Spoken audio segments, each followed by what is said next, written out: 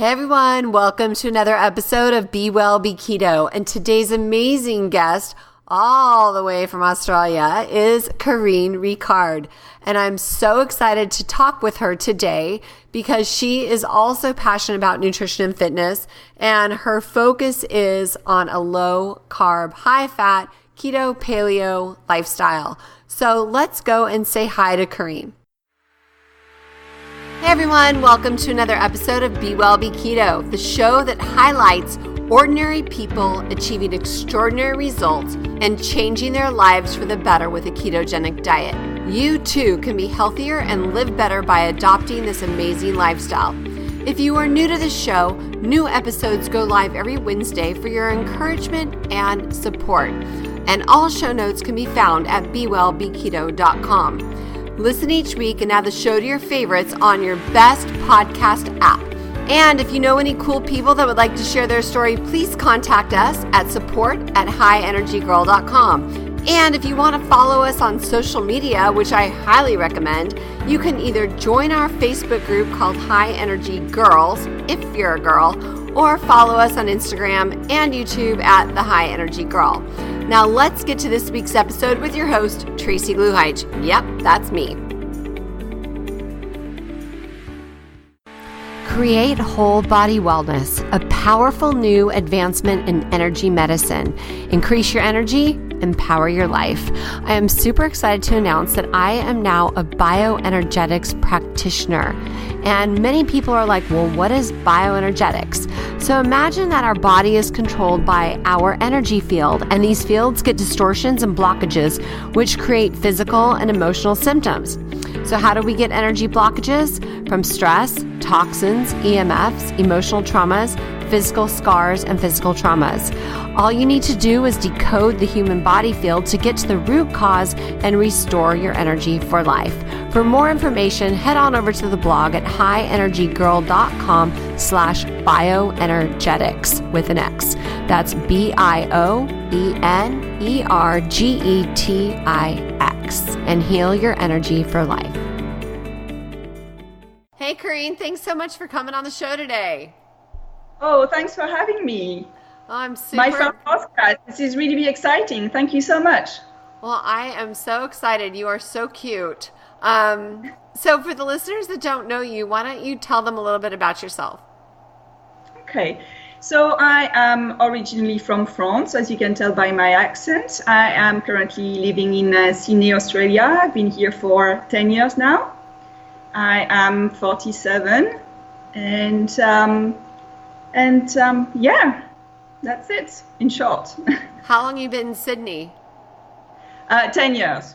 Okay, and what brought you there?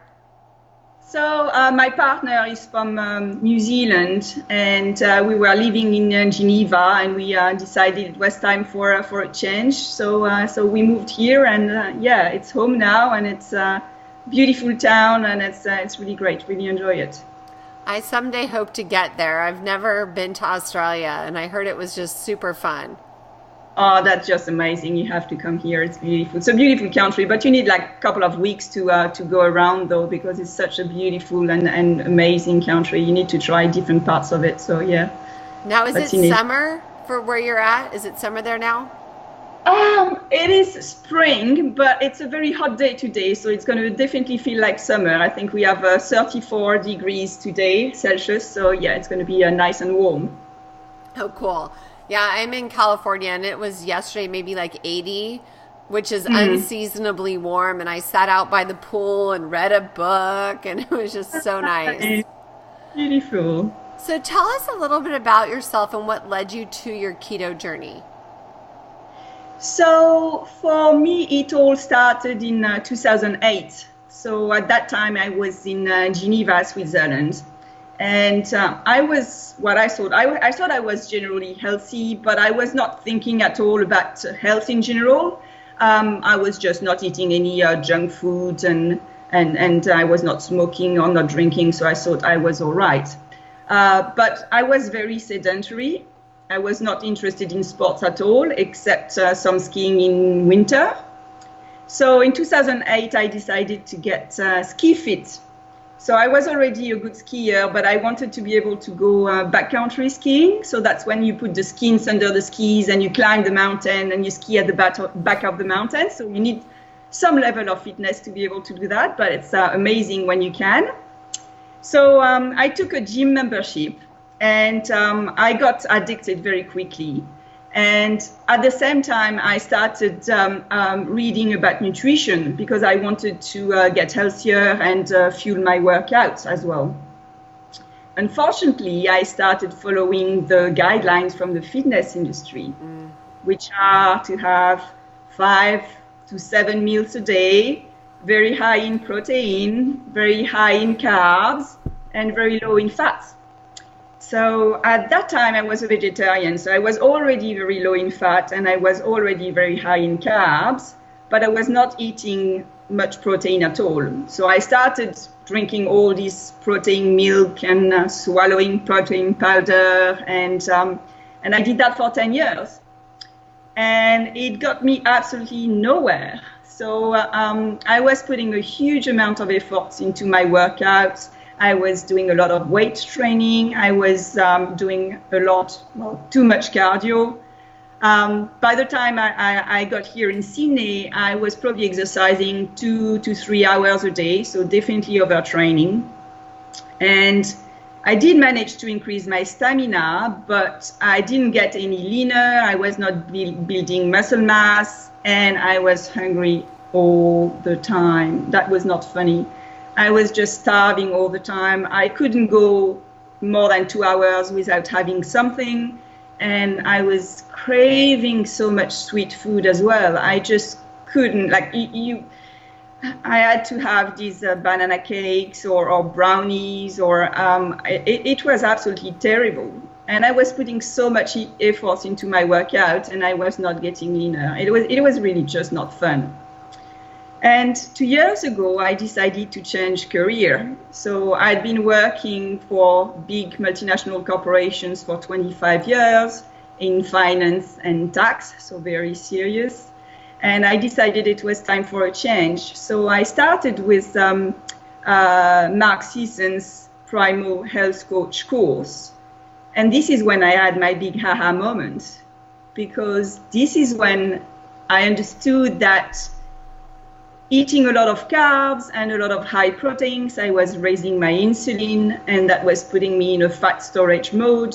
And even worse when you have 6 or 7 meals a day, because then you're just raising your insulin constantly and you're constantly in a fat storage mode. And that was just a revelation for me. So I was just so happy because suddenly everything made sense and I knew what to do. But at the same time, I was really frustrated because I'd been doing the wrong thing for 10 years and putting a lot of efforts into it. And that was just so annoying that it took me 10 years to get there. So 2 years ago, when I learned about that, I changed my nutrition. I started by low carb, high fat for a couple of weeks. And it was just magic.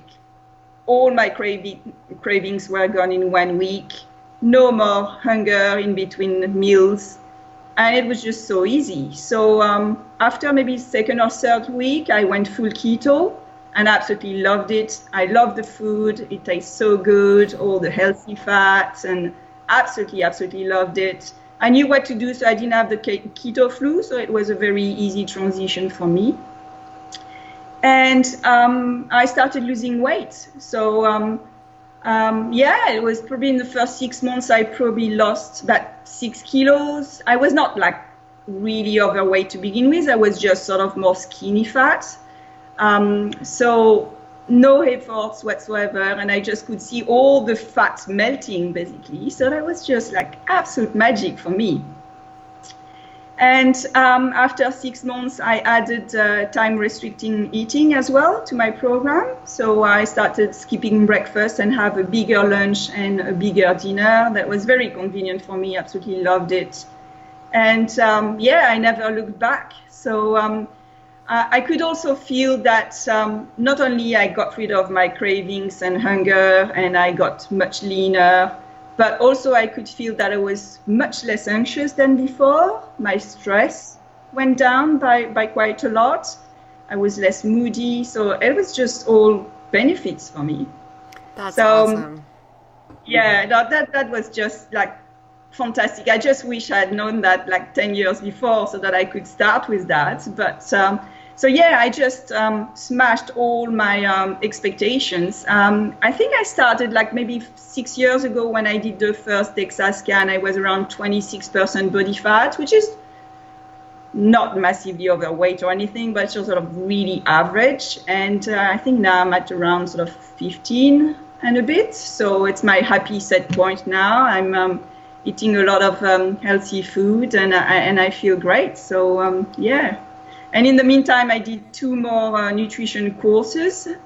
So with the Nutrition Network, so focused in low carb, high fat, paleo, keto.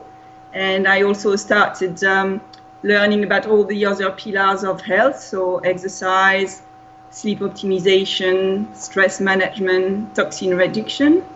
And I started coaching friends and family, and now people in Sydney. And yeah, this is my journey. But I guess I still had some frustration because I could see all the misinformation out there. And when you start talking to people about nutrition and healthy lifestyle over coffee or over dinner, you can see that they're willing to listen, but they don't really believe you that much because they've been hearing something different pretty much since they were born. And it's not only like in 30 minutes that you're going to change their mind. So what I did is that 2 months ago, I also started my internet website with a weekly blog with very short articles because I don't want to bore. I just want to make sure that people are going to read them, basically, with a little bit of information about how the physiology of our body works and lots of practical tips that hopefully people can squeeze in their day to be more aware of what they're doing and to get healthier and fitter. So this is where I'm at now. That's cool. So you said something at the beginning that I want to have you expand upon. So can you please tell us the difference between low carb, high fat, and then 2 weeks later you transitioning to keto? So what were you doing first, and then what did you start doing second? I needed my piece of bread in the morning. That's mostly it. No, and also it took me a little bit of time to figure out how to raise my fats as well, the fat contents in my meals. So I think to begin with, I had this limiting belief that I just couldn't do without bread. I mean, I'm French. Bread is quite important in France, and it's not that I need a huge amount, but when I had my eggs and avocado in the morning, because at that time I still had breakfast, it seemed a bit sad without a slice of bread. So this is basically, I thought I wouldn't go full keto right away. But I still swapped all my cereal and orange juice that I had for breakfast with eggs and avocado, but I still had my slice of toast basically. And then, yeah, it took me a little bit of time to figure out, okay, I'm going to have to eat more avocados and more olives and olive oil. And so to do all my recipes and my meals, it took me about 2 weeks basically. And after 2 weeks, actually, it was no problem at all to drop the piece of bread I was having in the morning. So I just thought it was a bit too much for me to begin with, but that was actually really easy. So do you eat keto bread, or I should say keto bread now? Yeah, no, not at all. I think to begin with, I also did all the keto desserts and keto bread and all these things because I probably needed that as part of the transition from what I was eating before, so that the meals looked a bit more similar. But after a while, I just noticed, well, actually, it's just sort of, I don't really need that. I just prefer more whole food and not processed too much. And also, I mean, keto dessert is still just so good that there's always still a chance that you can overeat them. And instead of having a lot of keto desserts with almond meal and all that sort of thing, I just prefer having like, just more avocados, more meat, more more of everything else, more eggs, more, and I don't really need them anymore. I basically lost my sweet tooth, so I don't need desserts, and I do more like paleo mixes with nuts and seeds and cinnamon. So that would be, if I need a dessert, that would be my dessert more. I don't need all the keto desserts and keto bread anymore. And I think actually it's easier for me without them, because then I don't tend to overeat, and it's much harder, I find, to follow your hunger signals when you have these keto breads or keto desserts as well. So yeah. Mm-hmm. I 100% agree. I personally tend to overeat all that stuff. You know, like if I'm having like the keto desserts, which I love. I mean, I love these. They taste delicious, but I mean, heck, it's like, well, that one was good, so let's have another, and then another, and then another. And next thing you know, like even with nuts, I have this rule that I cannot eat nuts plain. If they're on top of something like a nice big fatty salad, yeah, great. But eating them plain, it's too easy to overeat them. Yeah, I'll never eat them from the jar. I'll just like put a handful in on the plate, and that's what I'll have. Otherwise, yeah, it's easy to go a bit too far on them as well. They're so delicious. Yeah, totally. So, what does your workout regime look like? So after 6 months, I think, into my keto diet, I decided that actually I didn't need all this cardio. I was definitely overtraining, so I skipped the cardio completely. So now what I'm doing is that I'm doing weight training every day, and I'm walking a lot. I'm walking to the shops, and I'm doing at least, there's a daily walk every day, and I just have some sun as well, and I'm doing breathing techniques at the same time. So I'm listening to podcasts. So there's a lot I can do when I walk, and it's part of my my training now, but no more cardio, except when I'm going skiing, but that's good cardio. Then it's only for a week then, and that's good cardio. Yeah, it's for fun. I tell my clients to do classes and things like that just for fun, but spend their time in the gym, because that's where the gains are made. But I teach fitness, and so I do have to do a little bit, when I teach, but other than that, it's in the weight room. No, I love it, and I do it every day. I only stop when I go on vacation. I do a lot of scuba diving as well. So different types of training. It's more on you have to work more on your breathing and calm down and relax, and try to get your heart rate down. So it's very complementary. So that's great as well. So, but weight training otherwise every day, and I absolutely love it. And and I managed now to put a bit of muscle mass on as well since I started keto. So that's good. Whereas before, not that much really. So that's cool. So you work out 7 days a week? I do. Yes, I do split body training, and I change my workout every 6 weeks or so. So pretty much every day. Sometimes I skip it at the weekend, but otherwise, it's going to be 6 weeks where I do my training, and usually every 6 weeks we go away for a long weekend or something. So I have a break of about a week to 10 days every 6 weeks, and then I start again. Oh, well, that sounds nice. You go on a vacation every 6 weeks? Well, not always, but then if I go diving, then I don't train. So I try to have a break from the training every sort of 6 weeks, even if I don't go on vacation. Wow. Okay, I want your life. That sounds amazing. I work out in the weight room 4 days a week, and then I teach a class on Wednesday, and then Saturday I do a boot camp class just for fun because I love it, and then Sunday is a full day off I just walk, because I walk my dogs every day. But I'm older than you, and so like I feel like there's a point where you just need to rest in order to make more gains. Does that make sense? Yeah, absolutely. So, it's just that I have so much energy that I have to put it somewhere. Oh yeah, I know what you mean. I feel the same way. But I used to get injured all the time, and I don't know whether it's because now I've learned what I can do or not, or to pace myself, or whether it's the nutrition, and now I'm much more balanced, but I don't get injured at all anymore, so that's a big bonus as well. So what sort of class are you doing? I teach the most amazing class. It is a spin TRX combo. Do you know what TRX is?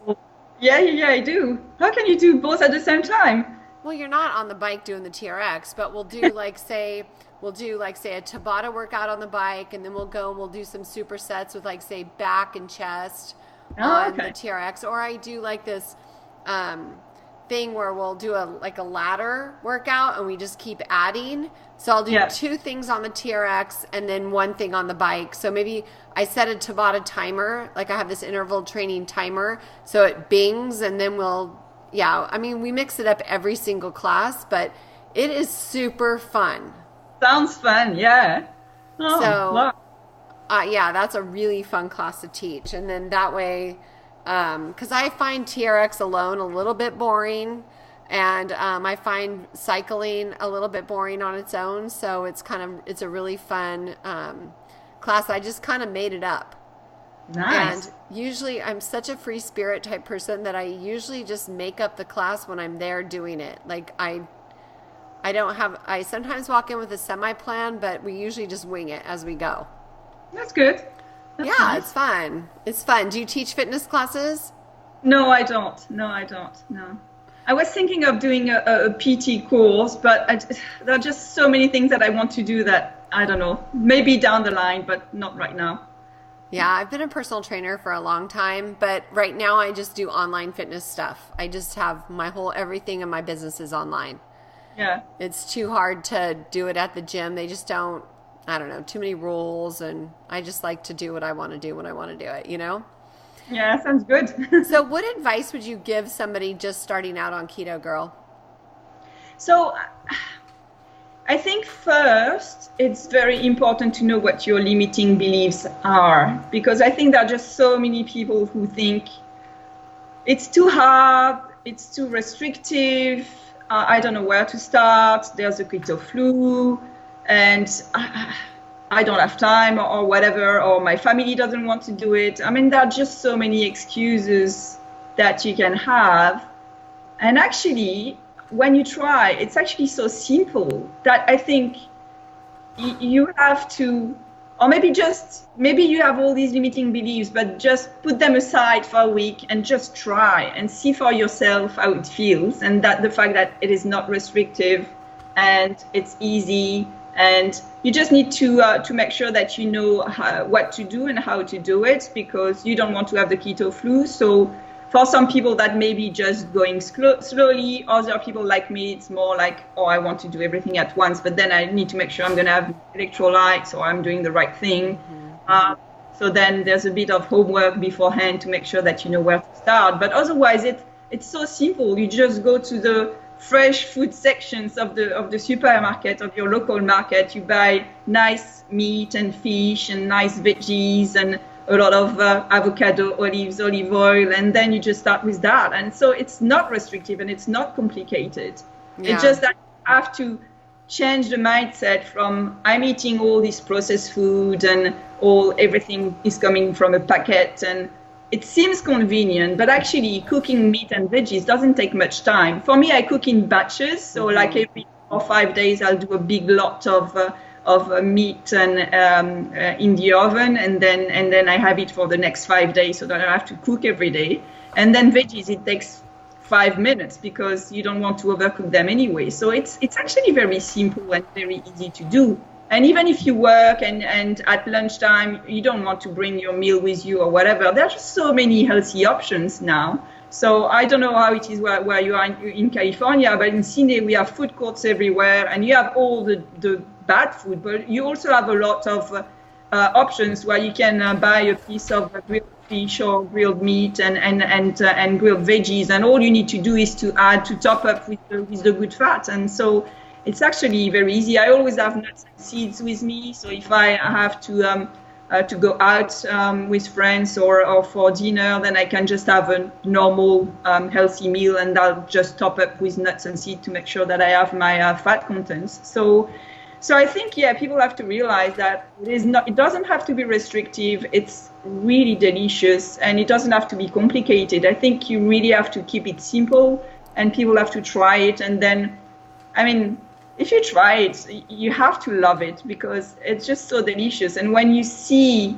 that so quickly you lose the hunger, the cravings, and the fat is melting, and you feel so good, and you feel so clear, and you have so much energy that then you realize that it's not hard really, and there are so many benefits attached to that as well.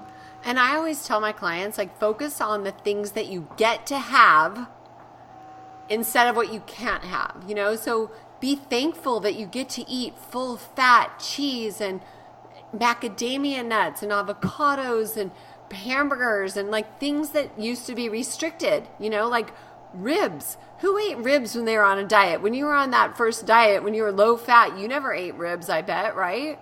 Yeah, that's right. And it was actually much harder. At the time I was a vegetarian, it was much harder because when you go out, if you're a vegetarian, your only option is to eat pasta, basically. And so that was much harder when I was a vegetarian. Now that I'm keto, I can pretty much go out in any decent restaurant and find what I want. So it's actually really easy, I find. Yeah, and sometimes when I have people at home for dinner, I don't tell them that I could keto. They don't even notice. So this is really funny because people think it's restrictive or say, oh, yeah, but you're going to miss out on this and that. Well, I'm not going to miss out on packaged foods. I'm not going to miss out on grains. I mean, there are lots of much more nutritious food out there. So, yeah, I think people have the wrong idea. So I think, my best advice is just forget what you know or what you've heard and just try it for a couple of weeks and see how you feel. Yeah, I totally agree. And I mean, but it does take some getting used to, mostly up here, right? From all the false dogma we've been believing all this time, which is all a bunch of crap, as we know. So, and I think I'm also very used to everything being so convenient. So I think, some of my friends also told me, oh, yeah, but that means you have to cook. Well, it doesn't take me more time to cook my keto meals than to actually go out and buy takeaway food from somewhere. So I think it's just different. Hold on 1 second. Hold on. Go outside. Come on. Go.